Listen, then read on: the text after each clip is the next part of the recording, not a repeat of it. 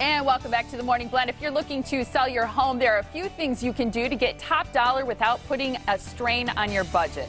So before you put up the for sale sign, take time to fix a few things. That's right. Rachel Schwab is back from the Equitable Bank with a few things to put on your to-do list before you sell. Good to see you. Nice to see you guys. Rachel. I was just talking with a friend who's selling her home, and she said one of the reasons that she didn't sell it to the last person is they came back with this whole list of little things that they want done. And I think had they done those things before, and that's what you're going to give us, is some great little ideas, the sale might have gone through. Absolutely. There's the big things like the roof and the HVAC and stuff that everyone kind of thinks of, but you'd be surprised what a big difference just the little inexpensive to-dos, how much they make a difference. Starting with making sure the exterior doors look good and that the doorbell works.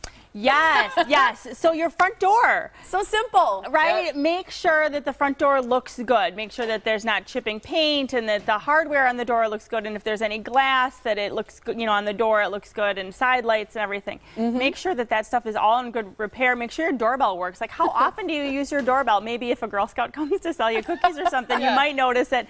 But make You sure probably know after trick-or-treating, though, if your doorbell works. maybe. So those are things that you don't think of, because how many of us use our front door? Most of us go in maybe through a garage or a side door, in and out every day, but make sure that works and it looks good. How about curb appeal? What can we do this time of year? Well, this time of year, it's all about cleanup, right? It's making sure that bushes are trimmed, that the lawn is cut short enough, that leaves are cleaned up, just making sure that it looks good. And again, no chipping, peeling, paint.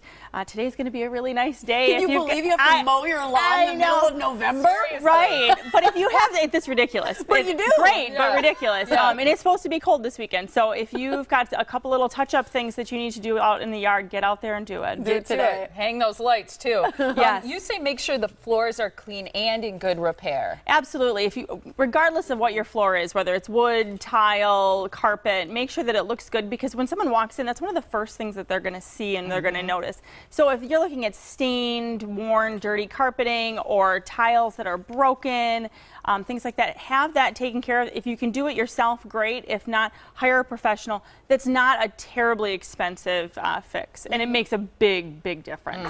Yeah, and simply having a place for everything and reducing that clutter. Right, yeah, so here's something that doesn't cost you any money. Free. Get rid of all the stuff you have. Take things out of your, take about a third of the things that are in your closet, take them out. Okay. Make sure your closets look big.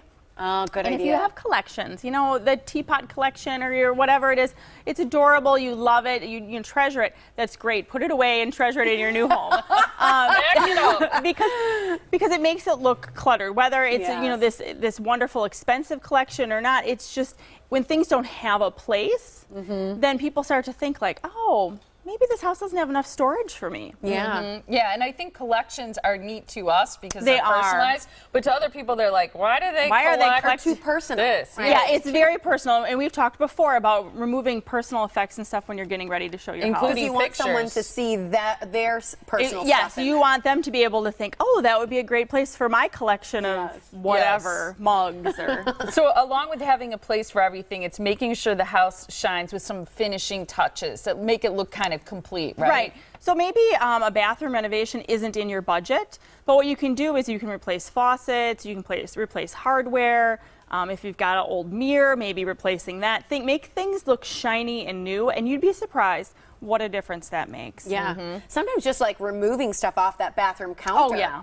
You know, and putting just basic stuff out like Q-tips. Yeah, and buy a couple fresh hand towels and put a little ribbon around them. It's and amazing how nice that looks. nice soap dispenser or something. Those little touches that just make things shine and polished and stuff like that, it makes a big difference when people are looking at your house. And while you're doing all those little to-do things, get your new home pre-approved, right? Yes, absolutely. You know, on your to-do list of things that if you're going to be moving, the top of that list is get pre-approved for your next home purchase, because you're not going to be able to put in an offer seriously without an underwritten pre-approval. And the Equitable Bank, of course, we underwrite it, so it's rock solid pre-approval when you have it. That's fantastic, and it's probably an easier process than people might think. Oh my gosh, absolutely. We've got experts that will take care of it for you. There's very little that you have to really do. We're just going to ask you to get some information to us, and we'll take care of it from there. And then you're ready to go when you have that pre-approval in hand, which is fantastic. And people can get in touch with an expert at the Equitable Bank by calling 414-777-4411 or go to this website, theequitablebank.com. Always great to see you and great suggestions, too. Yeah, thanks for having me.